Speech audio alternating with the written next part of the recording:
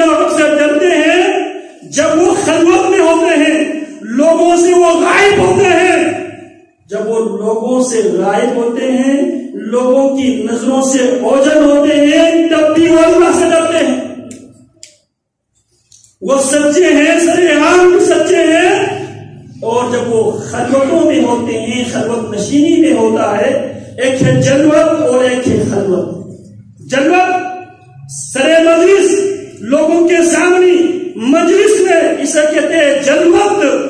ایک ہے خلوت جس میں آدمی اکیلا ہو، آدمی کمبل کے نیچے، رضائی کے نیچے، جو کچھ ہم کرتے ہیں، جو کچھ ہم لکھتے ہیں، جو جھوٹ ہم پھیلاتے ہیں، اللہ اکبر کبیرہ. ہم قرآن مجید دین اسلام کا جو اصول ہے، اس اصول کو بھی وَكَذَلِكَ جَعَلْنَاكُمْ أُمَّةً وَسَطًا لِتَكُونُوا شُهَدَاءَ عَلَى النَّاسِ وَيَكُونَ الرَّسُولُ عَلَيْكُمْ شَهِيدًا. اللہ نے ہمیں درمیانی امت اللہ رب العالمین نے ہمیں بنائی ہے. ہر معاملے میں میانہ روی، دشمنی میں بھی اور دوستی میں. اب اس میانہ روی کو ہمیں 4 اسباب ایسے ہیں جو ہمیں میانہ روی اختیار کرنے نہیں دیتے. 4 اسباب ایسے ہیں جو ہمیں عادل انصاف کرنے نہیں دیتے. ایک عقیدت، محبت، کسی کی محبت میں، کسی کی عقیدت میں. کسی سے محبت کر جائیں تو بھی ہم لمٹ کراس کر جاتے ہیں. ایک عداوت، کسی سے دشمنی ہو تو بھی ہم لمٹ کراس کرتے ہیں، ہم عادل پر نہیں رہتے. محبت اور اس کے ضد ہے عداوت. اور ایک سبب ہے مجبوری کی وجہ سے بھی بس اوقات لوگ جھوٹ کو اس لیے پروموٹ کرتے ہیں، جھوٹ اس لیے بولتے ہیں، یہ اس کی مجبوری بنی ہوئی.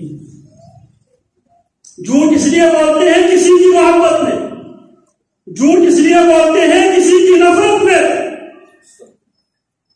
میانہ روی، جس میانہ روی پہ اللہ نے ہمیں پیدا کیا، اللہ نے ہمارا انتخاب کیا، اس میانہ روی پہ ہمیں یہ اسباب، کسی کی محبت، کسی کی نفرت اور مجبوری، یہ ہماری مجبوری بن جاتی ہے. ہم عدل اور انصاف سے کام نہیں لیتے. اللہ کا حکم کیا تھا؟ وَلَا يَجْرِمَنَّكُمْ شَنَآنُ قَوْمٍ عَلَىٰ أَن لَّا تَعْدِلُوا اعْدِلُوا هُوَ أَقْرَبُ لِلتَّقْوَىٰ. کسی قوم کی دشمنی تمہیں مجرم نہ بنا دے. اعدلوا، عدل سے کام لو. هُوَ أَقْرَبُ لِلتَّقْوَىٰ، عدل سے کام لینا یہ تقویٰ کے قریب ترین ہے. ہم کسی کی محبت میں یا کسی کی نفرت میں وہ کچھ لکھ لیتے ہیں، وہ کچھ پھیلا دیتے ہیں، یا کسی کی پگڑیاں اچھالتے ہیں. یاد رکھو، اگر جو بات آپ کسی کے بارے میں سوشل میڈیا پہ آپ لکھ رہے ہیں، اگر وہ جھوٹ ہے تو وہ آپ کے لیے گناہ جاریہ ہے. جس طرح صدقہ جاریہ ہے، اسی طرح گناہ جاریہ ہے. عربی شاعر کہتے ہیں وَمَا مِن كَاذِبٍ إِلَّا سَيَفْنَىٰ، جتنے بھی لکھاری ہے اس نے مرنا ہے، فنا ہونا ہے. وَيَقَدَّحُ مَا كَتَبَتْ يَدَاهُ، اور کئی زمانوں تک جو کمنٹس وہ لکھتے ہیں، جو کچھ وہ لکھتے ہیں، وہ کئی زمانوں تک وہ رہتا ہے. فَلَا تَكْتُبْ بِخَطِّكَ غَيْرَ شَيْءٍ، اپنے ہاتھوں سے صرف اور صرف وہ چیزیں لکھ لو يَسُرُّكَ يَوْمَ يَسُرُّكَ فِي الْقِيَامَةِ أَن تَرَاهُ، جن باتوں کو تم دیکھنا چاہتے ہو قیامت کے دن وہ باتیں لکھ لیا.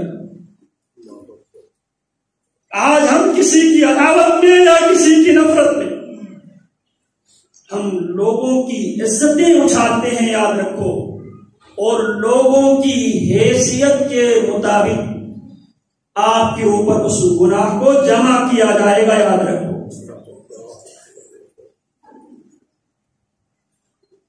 رسول اللہ صلی اللہ علیہ وسلم نے دین اسلام میں غیبت بھی حرام ہے، الزام بھی حرام۔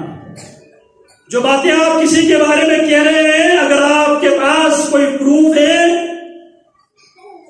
تو آپ اس کے خلاف عدالتوں میں جائیں۔ اگر آپ کے پاس پروف نہیں ہے، خاموشی اختیار۔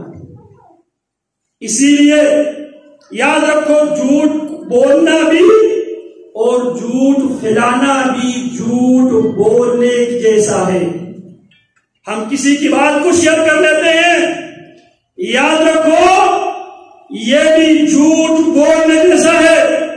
رسول اللہ صلی اللہ علیہ وسلم نے واقعہ افق میں جن لوگوں نے اس جھوٹ کو نقل کیا تھا، سیدہ عائشہ صدیقہ طاہرہ مطہرہ رضی اللہ تعالی عنہ کے خلاف جب یہودیوں نے، منافقین نے جھوٹا پروپیگنڈا کیا۔ یہودیت کے پیداوار منافقت ہے، منافقت اور یہودیت کے مطابقت ہے۔ یہودیت کی خصوصیت اللہ نے بیان کی، سماعون للکذب اکالون للسحت سماعون لقوم آخرین۔ یہ جھوٹ بولنے والے، جھوٹ پروموٹ کرنے والے، تو منافقین کی پیداوار، یہودیت کی پیداوار منافق، اور منافقین نے جب سیدہ عائشہ رضی اللہ تعالی عنہا کے بارے میں ایک جھوٹا پروپیگنڈا کیا، اور جن لوگوں نے اس پروپیگنڈے کو آگے پھیلایا، محمد الرسول اللہ صلی اللہ علیہ وسلم نے اس پھیلانے والوں پر بھی الزام تراشی کا حد نافذ کیا۔ کسی کے بارے میں جو بات آپ کرتے ہیں، اگر واقعتاً اس میں ہے تو یہ غیبت ہے، اگر اس میں نہیں ہے غیبت بھی حرام ہے، اور اگر اس میں نہیں ہے تو یہ الزام ہے، اور اس الزام کے بارے میں آپ سے پوچھا جائے گا۔ آپ بے شک نمازی ہو، بے شک تہجد گزار ہو، قرآن مجید کی تلاوت کرنے والا ہو، یاد رکھو یہ آپ کسی کے بارے میں بغیر کسی دلیل کے باتیں کرتے ہیں، یہ آپ کی جیب کا سوراخ ہے، جس سے آپ کی نیکیاں آپ کے اکاؤنٹ سے نکل کر ان کی اکاؤنٹ میں چلی جاتی ہیں۔ رسول اللہ صلی اللہ علیہ وسلم نے حضرات صحابہ سے سوال کرتے، من المفلس، تنگ دست کنگلا کون ہے؟ صحابہ جواب دینے لگے، کنگلا وہ ہے جس کے پاس خرچ کرنے کے لیے دینار اور زندگی گزارنے کی سامان نہ۔ آپ نے فرمایا نہیں، کنگلا وہ ہے جو قیامت کے دن نماز بھی اور روزہ زکات سب کچھ لے کر آئے گا، اور ساتھ ساتھ کسی پر ظلم کر کے آیا ہوگا، کسی کی پگڑی اچھال کے آیا ہوگا۔ اللہ رب العالمین ان تمام لوگوں کے لیے اس کے نیک اعمال ان کے اکاؤنٹ میں، اس کی گناہ اس کے اکاؤنٹ میں